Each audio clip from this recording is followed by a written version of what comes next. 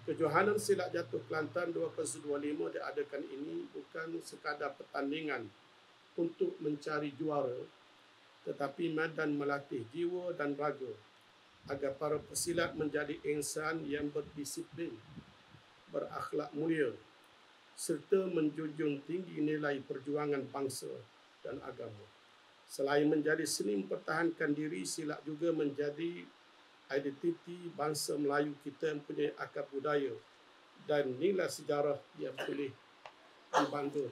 Dan Rasulullah sebut al-mu'minul qawiyyu khairun wa ahabbu ila Allah minal mu'minid dha'if. Orang mukmin yang kuat lebih baik dan lebih Allah kasih berbanding dengan orang mukmin yang lemah.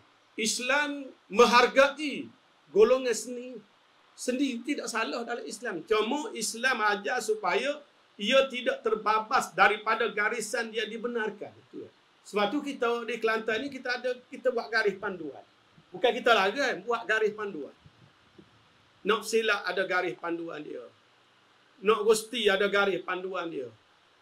Nak nyanyi ada garis panduan dia. Bukan kata tak boleh. Tak. Islam dia tidak larang. Tapi dia buat garis panduan. Nak dikir barat ada garis panduan dia. Islam mengajar kita kena ada kekuatan jasmani dan rohani. Hukama menyebut al-aqlus salim fil jismis salim. Akal yang cergah berada pada tubuh yang cergah. Seni-seni silat seperti ini perlu kita kekalkan. Ini budaya kesenian yang tidak bercanggah dengan Islam.